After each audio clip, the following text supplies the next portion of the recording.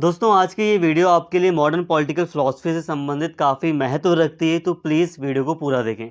आज की इस वीडियो में हम कई सारे क्वेश्चन करेंगे यहाँ पर, जैसे कि टॉपिक्स इंपॉर्टेंट कौन से हैं, इंपॉर्टेंट क्वेश्चंस कौन से हैं इंपॉर्टेंट, कितने पेज का आंसर हमें लिखना है, हमारी क्या स्ट्रेटजी होनी चाहिए, किस स्ट्रेटजी पर हमें काम करना चाहिए, इसके साथ ही आंसर कैसे लिख सकते हैं हम, कैसे क्या मतलब हमें सावधानी बरतनी है।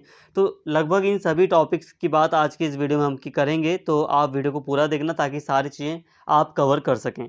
अब इसीलिए कह रहा हूँ वीडियो लास्ट है, क्योंकि मुझे नहीं लगता इसके अलावा मुझे आपको कुछ बताने की ज़रूरत है। और लास्ट में बार बार इसलिए कह रहा हूँ क्योंकि आप यहाँ पे समझ जाएँ कि ये वीडियो आपके लिए काफ़ी ज़्यादा इंपॉर्टेंट है। ये ना सोचें कि दूसरी वीडियो आएगी आप उसको आधा अधूरा देखोगे।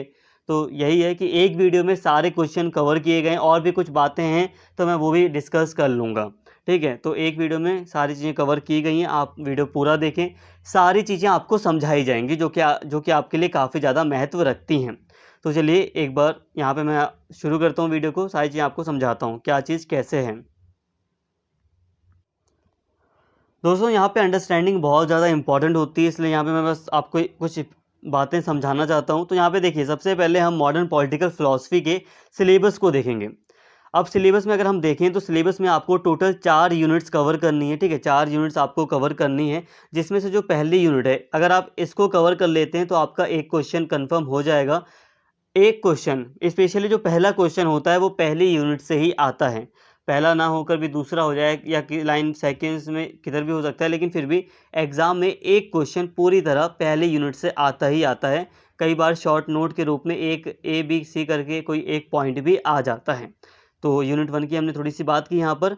इसके साथ ही यूनिट 2 में अगर हम देखें तो आपको रूसो के बारे में पढ़ना है, मैरी वॉलस्टोनक्राफ्ट के बारे में पढ़ना है। यूनिट 3 में आपको जॉन स्टुअर्ट मिल के बारे में पढ़ना है, और यूनिट 4 में आपको हीगल और कार्ल मार्क्स के बारे में पढ़ना है। ये आपका थोड़ा सा सिलेबस था जो मैंने आपको दिखा दिया। यूनिट 1 थोड़ी अलग पड़ जाती है, और जो यूनिट 2, यूनिट 3 और यूनिट 4 है उसमें हम विचारकों को देखते हैं, फिलोसफर्स को देखते हैं, और इन्हीं के जो विचार हैं, सिद्धांत हैं, इसको पढ़ते हैं। दोस्तों अब हम हर एक दार्शनिक के जो इम्पोर्टेंट टॉपिक है जिससे एग्जाम में क्वेश्चन आ सकता है, इसको देख लेते हैं। तो सबसे पहले बात रूसो के करते हैं। देखो यहाँ पे मैंने एसओएल की रीडिंग का सहारा लिया है, लेकिन रेगुलर का स्टूडेंट हो या एसओएल का हो, सबके लिए यूज़फुल है। मेरे पास टाइम कम था इसलिए मैं एडिटिंग नहीं कर पाया। अब टाइम कम था, लेकिन फिर भी इन्फॉर्मेशन मैं आपको पूरा देना चाहता हूँ। तो रूसो से संबंधित कौन से क्वेश्चन या कौन से टॉपिक है जिससे क्वेश्चन बनता है, अभी मैं क्वेश्चन की भी बात करूँगा, लेकिन टॉपिक्स की बात इंपॉर्टेंट ज़्यादा है, तो टॉपिक्स को पहले हमें समझना है। देखो, अगर जब हम रूसो की बात करते हैं तो रूसो से संबंधित एक जो इम्पॉर्टेंट टॉपिक है, सबसे ज़्यादा जो इम्पॉर्टेंट है, वो है सामान्य इच्छा का सिद्धांत। रूसो को हम सामान्य इच्छा के सिद्धांत से ही जानते हैं, जनरल विल की थ्योरी से ही हम जानते हैं। ठीक है, जो जनरल विल है, जनरल विल या सामान्य इच्छा का जो सिद्धांत है, इसी से हम रूसो को जानते हैं। तो ये एक बहुत बड़ा टॉपिक है। ठीक है, बहुत बड़ा टॉपिक है। डायरेक्ट क्वेश्चन आ जाता है इससे कई बार कि सामान्य इच्छा का सिद्धांत क्या है रूसो का, बताइए, या रूसो के सामान्य इच्छा के सिद्धांत को एक्सप्लेन कीजिए। एक क्वेश्चन ऐसे बनता है। इसके साथ ही सामाजिक समझौता, जो सामाजिक अनुबंध यानी कि सोशल कॉन्ट्रैक्ट का जो सिद्धांत पेश किया था, बताया था रूसो ने, इससे एक क्वेश्चन बनता है। ठीक है, इसके साथ ही एक क्वेश्चन बनता है यहाँ पर, असमानता पर रूसो के क्या विचार थे। अब जब असमानता पर रूसो के विचार आते हैं तो यहाँ पर आती है बात विषमता पर वार्ता की। जो प्राकृतिक दशा थी, जब प्राकृतिक दशा में जो असमानताएं थी वो ना के बराबर थी, लोग समान थे, बिल्कुल एक समान रूप से रहते थे, समाज बनाया गया, उसके बाद असमानताएं सामने आई। तो ये सारी बातें आपको लिखनी पड़ेंगी, वीडियोस पड़ी हुई हैं। अगर आप रूसो की जितने भी लेक्चर्स उनको देखेंगे तो आपको असमानता का टॉपिक भी मिल जाएगा, कोई दिक्कत नहीं होगी यहाँ तक। तो आपको मैंने रूसो के चैप्टर में एक चीज़ मैंने आपको एक्सप्लेन करी कि क्वेश्चन किस तरह से बनेगा रूसो से। एक इम्पॉर्टेंट है सबसे ज़्यादा सामान्य इच्छा का सिद्धांत और सामाजिक समझौते का सिद्धांत। इसके अलावा असमानता पर भी रूसो का एक क्वेश्चन बनता है, तो ये ठीक है। कई बार शॉर्ट नोट के रूप में आ जाता है कि लोकतंत्र से संबंधित रूसो के क्या विचार थे। हालांकि ये बहुत छोटे क्वेश्चन में आने के चांस होते हैं इसके, लेकिन फिर भी अगर आपने इन तीनों को कवर कर लिया ना, समानता और असमानता, या जो ये सामाजिक अनुबंध या असमानता पर रूसो के विचार, और सामान्य इच्छा का सिद्धांत, अगर आपने इन सभी को कवर कर लिया तो लोकतंत्र पर रूसो के क्या विचार हैं, शासन के बारे में रूसो क्या कहता है, ये भी आप पढ़ लेंगे ऑटोमेटिकली। क्योंकि यहाँ पर जब सामान्य इच्छा का सिद्धांत पढ़ाया था मैंने, तो इसमें मैंने ये भी बताया, ऐड किया था, तो यहाँ तक कोई दिक्कत नहीं होगी। मतलब ये है कि अगर आप रूसो की वीडियो देख लेंगे तो आप एक क्वेश्चन या दो क्वेश्चन आप कर आ जाएंगे अच्छे से, कोई दिक्कत नहीं होगी। कोई बात नहीं, जो भी कन्फ्यूज़न है अभी हम आगे उसे सॉल्व कर लेंगे, जहाँ तक आपको बात समझ में आ गई कि रूसो से किस तरह के क्वेश्चन एग्ज़ाम में आते हैं। दूसरी तरफ अगर मैं बात करूं मैरी वॉलस्टोनक्राफ्ट की, तो मैरी वॉलस्टोनक्राफ्ट के से संबंधित कोई ऐसा कोई स्पेशल सिद्धांत नहीं जिसके बारे में आपसे क्वेश्चन किया जाए। यहाँ पर क्वेश्चन ऐसे ही आते हैं कि मैरी वॉलस्टोनक्राफ्ट ने महिलाओं की शिक्षा को लेकर क्या बातें कही, महिलाओं पर हो रहे अत्याचारों के बारे में उन्होंने क्या कहा, ठीक है, महिलाओं से संबंधित क्या बातें या क्या विचार रहा है मैरी वॉलस्टोनक्राफ्ट का, यही ऐसे ही क्वेश्चन आता है। और जाहिर सी बात है, क्वेश्चन अगर ऐसा आएगा तो आपको लगभग सारी ही बातें लिखनी पड़ेंगी जो भी मैरी वॉलस्टोनक्राफ्ट ने महिलाओं के लिए की है, महिलाओं के पक्ष में की हैं। पितृसत्ता का किस तरह से विरोध किया है, ये सारी बातें अगर आप पढ़ लेते हैं पूरी तरह, अगर आप पढ़ लेंगे मैरी वॉलस्टोनक्राफ्ट को, तो क्वेश्चन कैसे भी बने आप कर आ जाएंगे, कोई दिक्कत नहीं होगी। ठीक है, यहाँ पे स्पेशली ऐसा नहीं है कि सिर्फ आप एक टॉपिक को पढ़ लें तो आप वही लिख कर आएंगे, ऐसा कुछ नहीं। यहाँ पे आपको लगभग सारी बातें सामान्य रूप में पढ़नी है और सामान्य रूप में जो भी क्वेश्चन पूछा जाएगा मैरी वॉलस्टोनक्राफ्ट से संबंधित आप लिखेंगे वहाँ पर। अब जॉन स्टुअर्ट मिल की बात करते हैं, बहुत इंपॉर्टेंट है ये जॉन स्टुअर्ट मिल। यहाँ पे देखिए, जॉन स्टुअर्ट मिल का एक जो सिद्धांत है, उपयोगितावाद का सिद्धांत, सबसे ज़्यादा इंपॉर्टेंट है ये। हालांकि अगर हम क्वेश्चन पेपर्स के हिसाब से देखें तो स्वतंत्रता संबंधी जॉन स्टुअर्ट मिल के क्या विचार थे, स्वतंत्रता पर, फ्रीडम पर जॉन स्टुअर्ट मिल ने क्या विचार दिए हैं, क्या बातें कही हैं, इसको बताइए, ऐसे क्वेश्चन आता है। तो बहुत ज़्यादा इंपॉर्टेंट है उपयोगितावाद और स्वतंत्रता पर जॉन स्टुअर्ट यानी कि जे.एस. मिल के विचार। आप ध्यान से कर लेना इसको, बहुत ज़्यादा इंपॉर्टेंट है ये, ठीक है। एक उपयोगितावाद का सिद्धांत बहुत ज़्यादा इंपॉर्टेंट है। अगर मैं वाकई में कहूँ कि जे.एस. मिल को मैं क्यों जानता हूँ, तो उपयोगितावाद के सिद्धांत के कारण ही मैं इनको जानता हूँ, नहीं तो मुझे नहीं पता था ये कौन है। ठीक है, हालांकि आपके सिलेबस के अकॉर्डिंग ये भी आएगा कि स्वतंत्रता पर इनके क्या विचार थे, इसको लिखिए आप। जो भी आपको पढ़ाया गया आप देख लेंगे वीडियो, आप कर देंगे, कोई दिक्कत नहीं है। तो मैंने क्वेश्चन बता दिया किस तरह से इंपॉर्टेंट आता है। अब बात करते हैं हीगल की। अब हीगल का क्या करना है आपको, तो देखो हीगल के बारे में जो कुछ भी मैंने आपको वीडियो में पढ़ाया वो सारा पढ़ लेना। एक ही मात्र वीडियो है, 30 मिनट से भी कम मिनट की वीडियो बनाई गई है, एक वीडियो है, एक को वीडियो को देख लो, आप सारी कॉन्सेप्ट आपका पूरा क्लियर हो जाएगा, आप लिख कर भी आ जाएंगे अगर कोई भी क्वेश्चन आता है हीगल से संबंधित। ठीक है, हीगल से संबंधित नॉर्मली क्वेश्चन आ सकता है कि जो आपके सिलेबस में बात की गई थी, द्वंद्वात्मक सिद्धांत था, और राज्य, जो मैंने आपको पढ़ाया है ना जितनी भी चीज़ें, उसी से संबंधित क्वेश्चन ही आएंगे। एक्चुअली अगर हम बात करें हीगल की, तो हीगल से संबंधित प्रीवियस ईयर में कोई हमें कुछ खास क्वेश्चन देखने को नहीं मिलते, लेकिन ध्यान दो सिलेबस चेंज होता रहता है ना, इसलिए मैं कह रहा हूँ हीगल से संबंधित जो बातें आपके सिलेबस में लिखी है ना, उसके अकॉर्डिंग ये क्वेश्चन बनकर आना तय है। तो हीगल को आप पढ़ लेना, बहुत छोटी सी वीडियो, 30 मिनट की वीडियो है। अगर आपको समझ में आती है तो इससे अच्छे से पढ़ लेना, नहीं समझ में आती तो ज़्यादा फोकस पर फिर आप सारी वीडियोज़ पर करना, हीगल पर कम करना फिर। अब देखिए कार्ल मार्क्स से क्वेश्चन आते हैं। कार्ल मार्क्स इंपॉर्टेंट है काफ़ी। कार्ल मार्क्स से जो इंपॉर्टेंट टॉपिक हैं कार्ल मार्क्स के, वो है द्वंद्वात्मक भौतिकवाद, और 3 टॉपिक बहुत ज़्यादा इंपॉर्टेंट है। एक है द्वंद्वात्मक भौतिकवाद, और दूसरा है ऐतिहासिक भौतिकवाद, और तीसरा है अलगाववाद का सिद्धांत। तो ये 3 बहुत ज़्यादा इंपॉर्टेंट है और हो सकता है वर्ग संघर्ष से संबंधित क्वेश्चन आ जाए। अब मैंने अलगाववाद का सिद्धांत नहीं कराया, और वर्ग संघर्ष का सिद्धांत, जो वर्ग संघर्ष से संबंधित बातें हैं वो मैंने नहीं कराई। अलगाववाद के सिद्धांत और वर्ग संघर्ष के लिए मैंने पहले मार्क्सवाद की जो वीडियो बनाई थी उसका लिंक मैं आप डिस्क्रिप्शन में मतलब डाल दूंगा प्लेलिस्ट में। वैसे ज़्यादा इंपॉर्टेंट नहीं है, उस वीडियो में मैंने कुछ खास ज़्यादा बातें नहीं की, नॉर्मली बस समझाया है, इतना नहीं समझाया कि आप 6-7 पेज का आंसर लिख पाएँ इनके ऊपर। तो नॉर्मल बातें ही हुई हैं वहाँ पर। तो आप अगर टॉपिक समझना चाहते हैं तो उसका लिंक मैं दे दूँगा आपको प्लेलिस्ट में, आप देख लेना उसको। बाकी नॉर्मली मैं अभी समझा देता हूँ। देखो अलगाववाद का सिद्धांत यही है कि पूंजीवाद के अंतर्गत जो व्यक्तियों का अलगाव होता है, व्यक्ति कट जाता है, व्यक्ति अपने काम से कट जाता है। काम मतलब जैसे जो व्यक्ति का पहले लगाव था अपने काम के साथ, अब वो लगाव हट जाता है, यही था अलगाववाद का सिद्धांत। वर्ग संघर्ष मतलब एक अमीर वर्ग है, एक गरीब वर्ग है, एक कामगार वर्ग है और एक पूंजी वर्ग है, जिनके बीच में संघर्ष है। तो आप जो एसवाईएल की रीडिंग है उससे भी पढ़ सकते हैं, कोई दिक्कत नहीं है।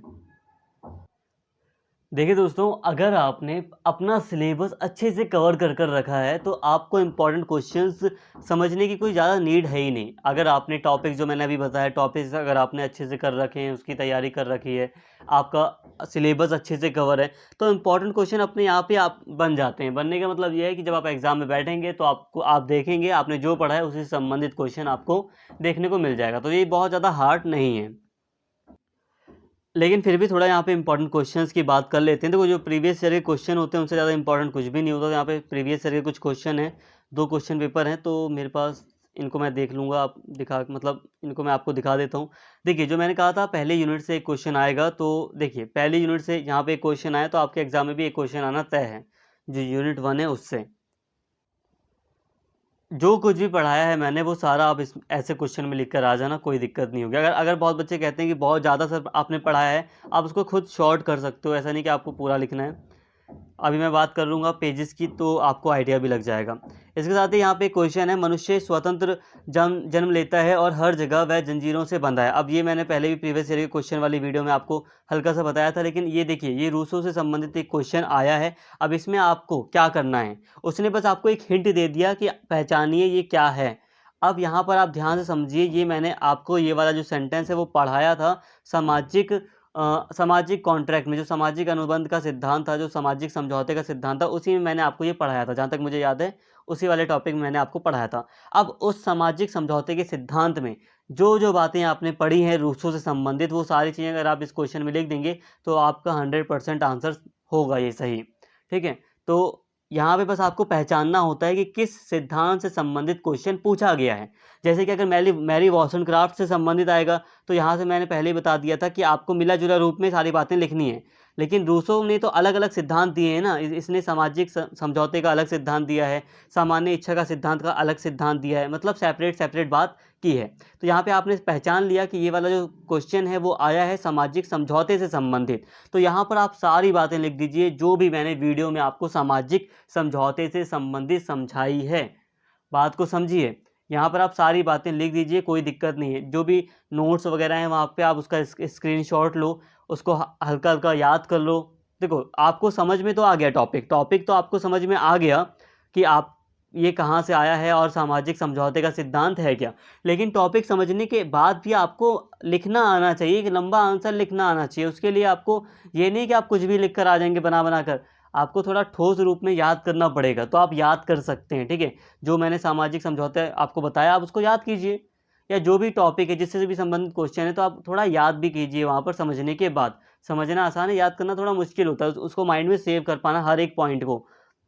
अब मैरी वॉलस्टोनक्राफ्ट से संबंधित एक क्वेश्चन है, जैसे कि वॉलस्टोनक्राफ्ट के अनुसार महिलाओं के को मुक्ति घर और परिवार के भीतर प्राप्त करनी है। उपरोक्त कथन की आलोचनात्मक समीक्षा कीजिए। अब सिंपल सी बात है, यहाँ पे लिख दी ना आलोचनात्मक मतलब मैरी वॉलस्टोनक्राफ्ट ने जो भी बातें करी ना वो सब की सब लिख दो यहाँ पर, कोई दिक्कत है ही नहीं, ज़्यादा समझना ही नहीं, सोचना ही नहीं। यहाँ पर मैरी वॉलस्टोनक्राफ्ट ने महिलाओं से संबंधित जो भी बातें करी थी लिख दो यहाँ पर। घरेलू संपत्ति के बारे में क्या बातें की थी, उनकी शिक्षा के बारे में क्या बातें की थी, महिलाओं की शिक्षा के बारे में, किस तरह से महिलाओं के ऊपर अत्याचार हुआ है इतिहास में, जो भी बातें मैरी वॉलस्टोनक्राफ्ट ने सामने रखी उसको, उन सब चीज़ों को शामिल कीजिए आप। और यहाँ पे जो आलोचना वगैरह मैरी वॉलस्टोनक्राफ्ट करती हैं कई दार्शनिकों की, वो भी आप लिख सकते हैं, कोई दिक्कत नहीं यहाँ पे। तो ऐसी चीज़ें हैं। मैरी वॉलस्टोनक्राफ्ट से संबंधित तो ईजी क्वेश्चन आपको मिलेगा। और रूसो से संबंधित एक बार मैं फिर कहूँगा, जैसे कि यहाँ पे अभी सामाजिक समझौते से संबंधित क्वेश्चन दिखाई दे रहा है, हो सकता है आपको एग्जाम में सामान्य इच्छा का सिद्धांत देखने को मिल जाए, हो सकता है आपको असमानता के ऊपर रूसो के विचार देखने को मिल जाए। तो अलग अलग मैंने लेक्चर्स में सारी चीज़ें कवर की हैं, आप उसको देखिए, क्लियर हो जाएंगी सारी चीज़ें। यहाँ पे मैं साथ में इंपॉर्टेंट क्वेश्चन के साथ में बता रहा हूँ आपको कैसे आंसर लिखना है, ये भी थोड़ा थोड़ा आपको मैं आइडिया दे रहा हूँ यहाँ पर। अब यहाँ पे देखिए, जे.एस. मिल के स्वतंत्रता पर विचार दीजिए। अब स्वतंत्रता से संबंधित जो भी मैंने बातें आपको पढ़ाई हैं, अलग अलग टॉपिक पढ़ाए हैं मैंने आपको हर एक वीडियो में। ऐसा नहीं कि हर एक वीडियो एक ही टॉपिक पर है, लेकिन एक ही वीडियो के अंदर मैंने अलग अलग टॉपिक करके पढ़ाया आपको, ऐसा नहीं कि मिक्सअप पढ़ा दिया हो। तो स्वतंत्रता पर विचार भी मैंने आपको पढ़ाया, आप इसको देखिए, वीडियो देखिए। आप जो भी कुछ लिखा है स्वतंत्रता पर विचार से संबंधित वो सारी चीज़ें आप ऐड कर दो इस क्वेश्चन में। फिर भी कम पड़े तो साथ में जो सामान्य बातें हैं जे.एस. मिल के बारे में वो भी आप ऐड कीजिए, जो भी आप जानते हैं, क्योंकि वीडियोज़ में मैंने कई सारी चीज़ें पढ़ाई हैं। तो आप अपना आंसर कोशिश कीजिए कि लिख सकें ज़्यादा। इसके साथ ही महिलाओं की पराधीनता पर जे.एस. मिल के विचार, महिलाओं के ऊपर भी इन्होंने अपना विचार दिया है। अब देखिए, उपयोगितावाद पर अभी आपको क्वेश्चन नहीं दिखाई दे रहा, लेकिन फिर भी उपयोगितावाद भी इंपॉर्टेंट है। जे.एस. मिल से संबंधित उपयोगितावाद का सिद्धांत एक काफ़ी ज़्यादा इंपॉर्टेंट है। हालांकि अभी आपको क्वेश्चन नहीं दिखाई दे रहा, लेकिन फिर भी आप याद करना उसको पढ़ लेना। कुल मिलाकर मैं यही कहूँगा कि सारी चीज़ें पढ़ लो, जो भी मैंने जे.एस. मिल के बारे में या रूसो के बारे में पढ़ाया है वो पूरा का पूरा पढ़ लो, सारी वीडियोज़ देख लो, अच्छे से प्रिपेयर कर लो हर एक टॉपिक, ठीक है। कोई दिक्कत नहीं होगी, आपका क्वेश्चन हो जाएगा। मार्क्स के ऐतिहासिक भौतिकवाद के सिद्धांत। अब ऐतिहासिक भौतिकवाद मैंने पढ़ाया नहीं, मैंने पढ़ाया द्वंद्वात्मक भौतिकवाद, उससे क्वेश्चन आएगा तो कर देना। राज्य पर यहाँ पे द्वंद्वात्मक नहीं, ठीक है, राज्य पर मार्क्स के विचार, ये कुछ खास आने वाला नहीं है। इसके साथ ही यहाँ पर जैसे कि शॉर्ट नोट का एक क्वेश्चन होता है तो बहुत ज़्यादा इंपॉर्टेंट होता है, 2 क्वेश्चन आपको करने होते हैं इसमें से। जैसे कि आप ये कर सकते हैं, पहला वाला यूनिट से आया है, प्रबोधन या ज्ञानोदय पर आप बताइए कुछ। असमानता पर रूसो के क्या विचार हैं, देखो आ गया। महिलाओं की शिक्षा पर वॉल्सनक्राफ्ट के क्या विचार हैं, ये आ गया। शिक्षा के अलावा और भी बातें आप ऐड कर सकते हैं इसमें, ऐसा नहीं कि बस शिक्षा से संबंधित बात लिखेंगे। बस ये चीज़ें यहाँ पे इंपॉर्टेंट थी, आपने देख लिया। अब इसके साथ ही दोस्तों यहाँ पर आप कुछ और भी देख सकते हैं, जैसे कि यहाँ पे एक और क्वेश्चन पेपर है, आप देख सकते हैं इसको। जैसे कि आधुनिक राजनीतिक दर्शन में प्रबोधन काल के योगदान पर आलोचनात्मक निबंध लिखिए। कुल मिलाकर कहा जाए, जो पहले क्वेश्चन देखा और जो ये वाला क्वेश्चन है लगभग सेम ही है, ठीक है। तो पहले यूनिट से संबंधित ही क्वेश्चन आया है, आपको करना होगा, ऐसा क्वेश्चन आएगा पहले यूनिट से। रूसो के सामान्य इच्छा के सिद्धांत की विवेचना कीजिए, आ गया एक क्वेश्चन दूसरे क्वेश्चन पेपर पर, दिख रहा है आपको। जे.एस. मिल के द्वारा स्वतंत्रता के पक्ष पर दिए गए विचारों की आलोचनात्मक समीक्षा कीजिए, तो सारी बातें लिखनी है। इसके अलावा मिल द्वारा उपयोगितावाद का सिद्धांत का संशोधन क्या था, इसके बारे में बताइए। तो ये सारी चीज़ें यहाँ पर दिख रही हैं आपको। अब यहाँ तक आई होप, उम्मीद करता हूँ आपको समझ में आ गया होगा क्या इंपॉर्टेंट है और क्या इंपॉर्टेंट नहीं है। कुल मिलाकर कहूँ तो एक तरीका मैंने बता दिया कि आप कैसे अपनी तैयारी कर सकते हैं। मैं कंक्लूज़न यहाँ पे अभी कर रहा हूँ, आप टॉपिक वाइज चुनिए।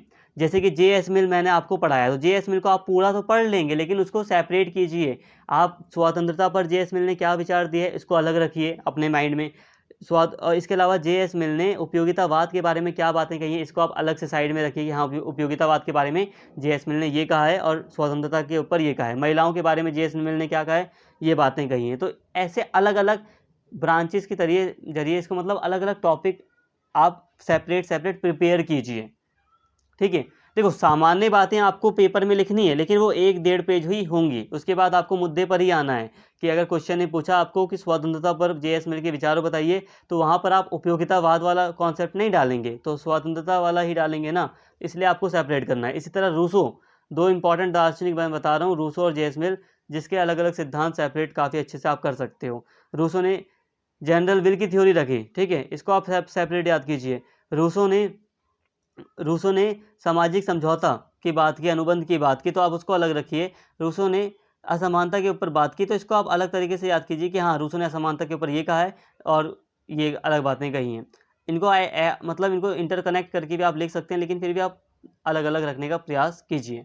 ये चीज़ें आपको पता होनी चाहिए। तो यहाँ तक क्लियर है, कोई दिक्कत नहीं होगी। वॉल्सनक्राफ्ट की मैं बात करूँ तो वॉल्सनक्राफ्ट को पूरा पढ़ लीजिए। एक कंक्लूजन पूरा मतलब पढ़ लो वॉल्सनक्राफ्ट को, सारी चीज़ें हो जाएंगी, कोई दिक्कत ही नहीं है। यहाँ पे अलग सेपरेट कोई टॉपिक नहीं करना आपको, हल्का हल्का पढ़ लो सारा। से शिक्षा पर इन्होंने ये विचार दिया, ये बातें कही हैं महिलाओं के बारे में, कोई दिक्कत नहीं है, सारा हो जाएगा। इसके अलावा एक क्वेश्चन हीगल से आना तय है, वो अभी दिख नहीं रहा, ये क्वेश्चन पेपर थोड़े पुराने हैं, ठीक है। तो यहाँ पे अभी दिख नहीं रहा क्वेश्चन हीगल से, लेकिन फिर भी यकीन मानो हीगल से क्वेश्चन आना तय है। अगर आपके सिलेबस में लिखा है तो, सिलेबस में है ना हीगल, तो आना तो तय है। तो हीगल को आप पढ़ लेना, 30 मिनट की वीडियो, आपको कोई दिक्कत नहीं है। देखो हीगल की वीडियो अगर नहीं देखोगे तो कार्ल मार्क्स के ऊपर मैंने जो भी पढ़ाया है वो भी आपको समझ नहीं आने वाला। तो हीगल अगर देख लोगे तो कार्ल मार्क्स के द्वारा जो वीडियो मैंने आपको बताई, कार्ल मार्क्स वाली वीडियो दी है आपको, वो भी आपको ज़्यादा अच्छे से समझ में आएगी। तो हीगल कार्ल मार्क्स दोनों को साथ लेकर आप चलिए। एक क्वेश्चन ऐसे भी बन सकता है कि हीगल और कार्ल मार्क्स के द्वंद्वात्मक सिद्धांत में क्या अंतर है, तो दोनों को आप मिक्सअप करके लिखाएंगे, इतना तो मैंने पढ़ा ही दिया है, कोई दिक्कत ही नहीं होगी यहाँ तक। तो यहाँ तक आपको क्लियर है सारी बातें, कैसे क्या चीज़ें करनी है। आई होप यहाँ तक आपको क्लियर होगा।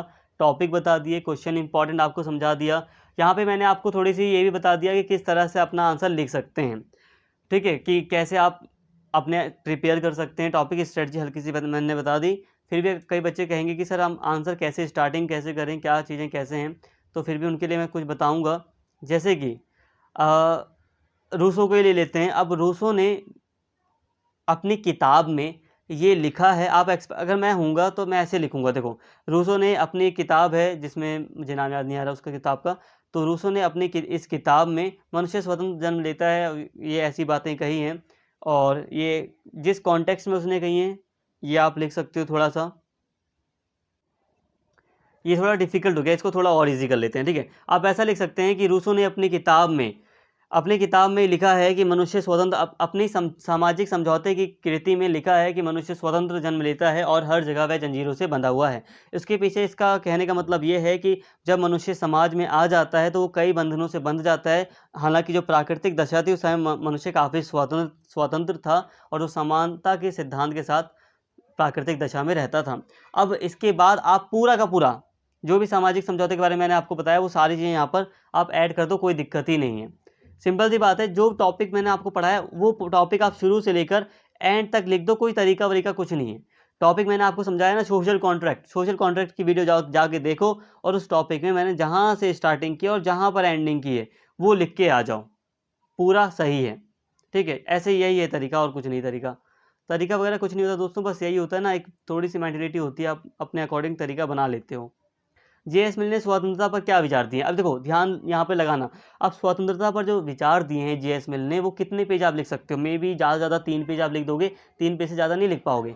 इसलिए यहाँ पर आप जेएस मिल के बारे में थोड़ा बहुत बताएं, 1-1.5 पेज में आप जेएस मिल के बारे में बात कर सकते हैं कि इन्होंने उपयोगितावाद या स्वतंत्रता और महिलाओं के ऊपर ये बात नहीं कही है। सामान्य बातें आप लिख कर बता सकते हैं जिससे कि आप अपना आंसर बड़ा भी कर सकते हैं।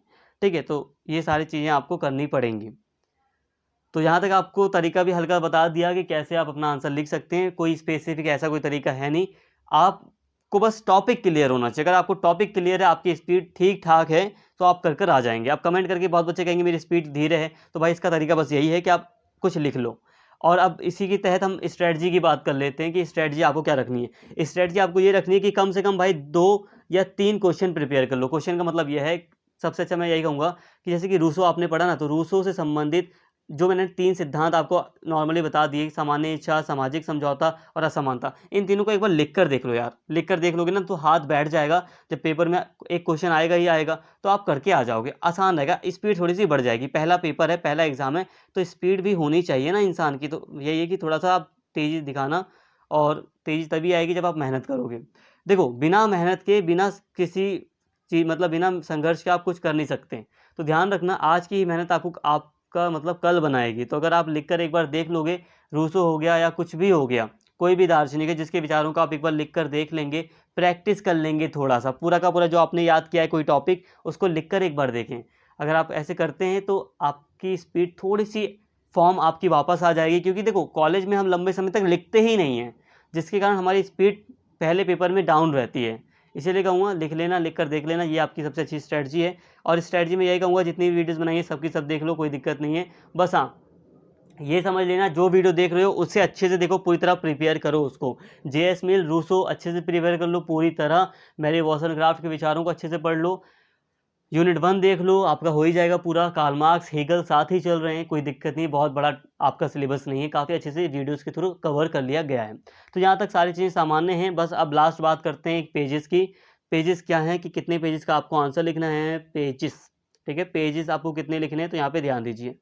पेजेस की बात की जाए तो अभी तक नॉर्मली मैंने आपको कह रहा हूँ 6 पेजेस का आप आंसर लिखिए, और ये आज भी यही कहूँगा 6 पेज का आप आंसर लिखो, लेकिन कोशिश करो 7 पेज तक जाए। ठीक है, देखो लास्ट सेमेस्टर कोई रिस्क नहीं लेना। पास तो आप होगे लिख कर आओगे तो हो गए यार, पास तो हो ही जाओगे, कोई दिक्कत नहीं है। लेकिन हाँ, कोशिश करना कि 7-7 पेज के आप आंसर लिख दो। इतना तो मैंने पढ़ा है, इतने टॉपिक्स हैं, कवर किया गया है इतना। आप 7 पेज भी लिख सकते हो, 6.5 पेज, 7 पेज, ऐसे लिखने का प्रयास करो। 6 से लेकर 7 पेज के बीच आप लिखने का प्रयास करो। 5 पेज प्लीज़ मत लिखना। जिसकी स्पीड बहुत कम है, जो नहीं पढ़ता लगभग, तो भाई वो 5 पेज लिख ले, कोई दिक्कत नहीं। लेकिन फिर भी मैं यही कहूँगा जो पढ़ने वाले स्टूडेंट हैं, 6 से लेकर 7 पेज के बीच लिखने का प्रयास करें। आप लिख देंगे यार, अगर आप महीनों से पढ़ रहे हैं ना तो 100% लिख देंगे। अगर आप 1 महीने पहले से भी पढ़ रहे हैं, 15 दिन पहले से भी पढ़ रहे हैं ना, तो आप लिख देंगे 6-7 पेज, कोई बड़ी बात नहीं है। उम्मीद है पूरी आप लिख देंगे। और आपका लास्ट सेमेस्टर है, तो बस यही, कोई रिस्क नहीं लेना, अच्छे से करना, डरना मत कि फेल वेल का कुछ चक्कर है, ऐसा कुछ नहीं है। आप अगर लिख कर आओगे तो आप पास ही होगे। 5 पेज भी लिखते हो ना तो पास हो जाओगे। बस मैं 6-7 पेज इसलिए कह रहा हूँ 7 पेज तक लिखो, ताकि हम अच्छा करके आएँ। अब हमें अच्छा करना है, तो 7 पेज कोशिश करना पेज लिखने की। बाकी कोई दिक्कत नहीं है, आप यहाँ पर सारी टॉपिक्स कवर कर लो, आपका पूरा एग्ज़ाम अच्छा जाएगा। मेन फोकस आपका सिलेबस ही है, सिलेबस कवर, तो आपका पेपर पूरा अच्छा हो गया, रिजल्ट अच्छा ही आएगा। उम्मीद करता हूँ सारी इसके साथ ही दोस्तों ये एक डाउट ये भी है कि क्या अगर हमने वीडियो को देख लिया है तो क्या हमें किताब पढ़ने की ज़रूरत है, बुक पढ़ने की ज़रूरत है या नहीं? देखो दोस्तों, अगर आपने वीडियोज़ को फॉलो किया है तो बुक को पढ़ने की कोई नीड नहीं, क्योंकि जो वीडियोज़ बनाई गई हैं वो ऐसे अरेंज की गई है कि उसमें हर एक पॉइंट को शामिल किया गया है, हर एक टॉपिक को शामिल किया गया है, वो भी काफ़ी डिटेल में। ऐसा नहीं है कि मैंने कुछ बुलेट पॉइंट्स में आपको सारी बातें समझा दी हूँ, ऐसा नहीं है। काफ़ी डिटेल नोट हैं। डिटेल नोट इसलिए हैं ताकि आप अच्छे से उनको लिख सकते हैं, उनको याद कर सकते हैं। तो वीडियोज़ ऐसे डिज़ाइन की गई हैं कि वो आपकी किताब की तरह ही हैं, तो आप अगर उनको देख लेते हैं वीडियोज़ को तो वो इनफ हैं, आपके लिए काफ़ी हैं। सबसे बड़ी चीज़ यहाँ पर ये भी है कि अगर बहुत लोगों को हार्ड लगता है, जो भी वीडियोज़ मैं बनाता हूँ उसके नोट्स वगैरह हार्ड लगते हैं, तो आप अपनी आसान भाषा में उसको कन्वर्ट कर सकते हैं। कुछ शब्द होते हैं जो वहाँ पर हार्ड लिखे हैं, कठिन है वो पढ़ने में, लेकिन मैंने जब समझाया है आपको तो आसान भाषा में समझाया समझाया है, और आप उसी आसान भाषा को लिख सकते हैं। ठीक है, कोई दिक्कत नहीं है। अपने आंसर राइटिंग में भी आसान भाषा को लिख लीजिए, कोई भी दिक्कत नहीं होगी।